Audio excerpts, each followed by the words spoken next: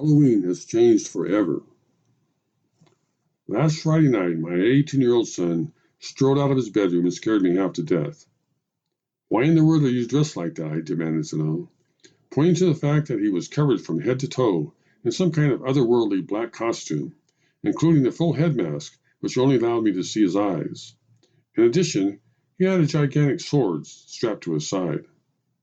I'm going to a Halloween party with some of my friends, came the explanation.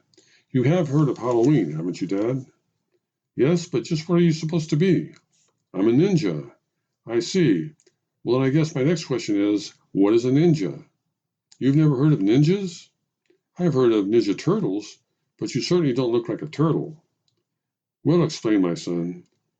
A ninja is a Japanese spy or assassin, like a samurai warrior, only more sneaky. I said, that really doesn't help me all that much.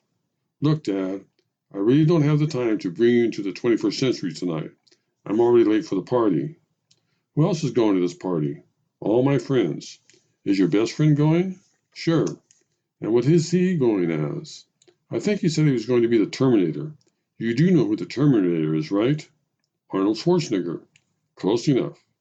So, is everyone at this party going to look like they want to tear limbs or slice them off of human bodies? Pretty much. But why don't you just go as Davy Crockett or something? Davy Crockett? The guy with the coonskin hat. Coonskin hat? Never mind. See you later, Dad. Oh, one more thing. You're not going to be driving all around town looking like that, are you? No, why? Well, because although you say you look like a ninja, whatever that is, to me you look like a jihadist. And I don't want the police shooting first and asking questions later if they happen to see you near any important buildings or bridges. Can I go now? What time will you be home? When I can't find any more limbs to hack off.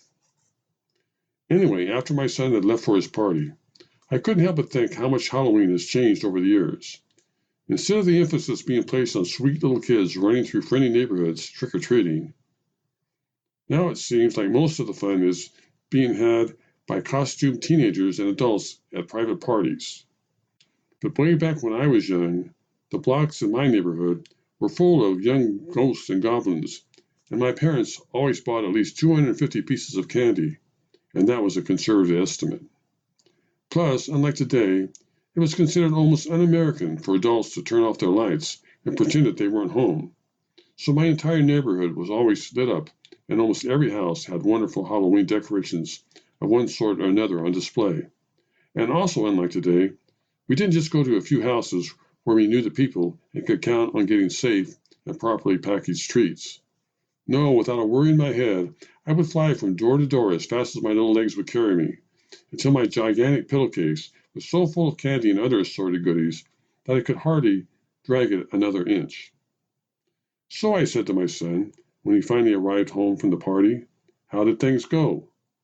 Why are you still up so late? It's my job, waiting for kids to come home. You've been sitting in that chair waiting for me?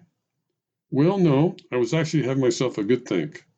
Thinking back on how much fun Halloween was when I was a kid, and when you and your brother and sisters were young. Do you remember the time when, look, Dad, I really am not in the mood to take a stroll down memory lane tonight. I lost my cell phone at the party. That stupid ninja outfit only has this one little small pocket, and I guess my cell phone fell out. It was brand new, too. Well, then let that be a little lesson to you. A little lesson? If you had gone as Davy Crockett, this would have never happened. And why is that? Because Davy Crockett had really big pockets in his buckskin pants. Good night, Dad.